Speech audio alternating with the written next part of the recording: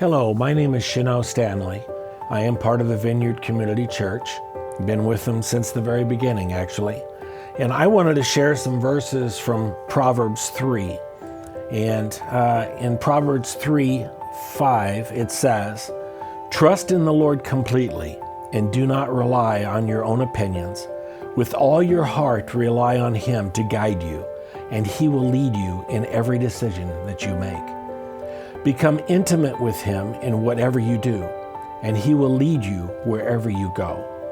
Don't think for a moment that you know it all, for wisdom comes when you adore Him with undivided devotion and avoid everything that's wrong.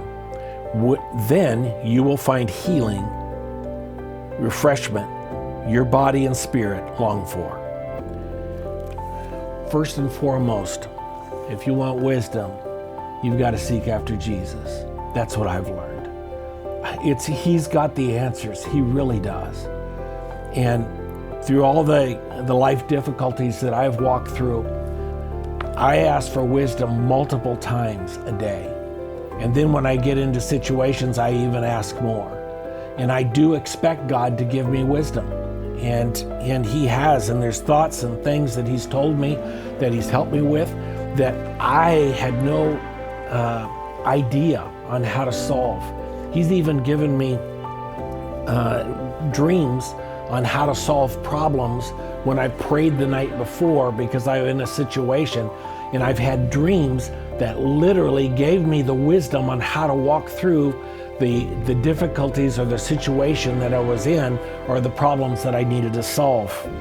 Now, I'm also going to head over to Proverbs 3:21, and it says, and this is a few verses, "My child, never drift off course from these two goals for your life, to walk in wisdom and to discover discernment. Don't ever forget how they empower you. For they, wisdom and discernment, strengthen you inside and out and inspire you to do what's right. You'll be energized and refreshed by the healing they bring. They give you living hope to guide you, and not one of life's tests will cause you to stumble. You will sleep like a baby, safe and sound. Your rest will be sweet and secure.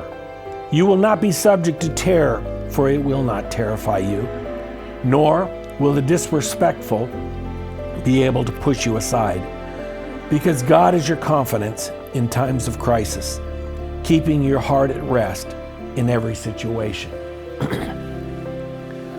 Basically what it's saying is when we trust in Him and we ask for wisdom and we seek after discernment, it says He will keep us in peace. I've learned that I cannot make decisions when I'm not in peace. If I'm in fear and I make a decision, it's going to be the wrong one. If I'm bitter at somebody and I make a decision, it's going to be the wrong one. If I feel rejected or hurt or abandoned and I make a decision, it's going to be the wrong one. Before I make any kind of decision, I have to find my peace. And there's times in my life that I've had to do that. I remember years ago, I'm a realtor by trade, and I had a transaction that was going south. In other words, going bad. It wasn't going to close. And I told my wife, and I was all worried, and I had us out on the streets already. My wife looked at me and said, "Sheneau, you can go there if you want to, but I'm not going with you." Well, that woke me up. And so at that point, I started praying, and I said, "God, I need wisdom. What do I do to solve this problem?" And it was a huge problem. But I tell you what, God gave me the wisdom. I called the other agent. I worked out a huge problem, and we closed the escrow. But it was because my wife spoke truth to me, and I listened. I stayed in peace. I asked God for help, and we walked through the difficulty. That's what I pray for you. I pray that God will keep you in perfect peace.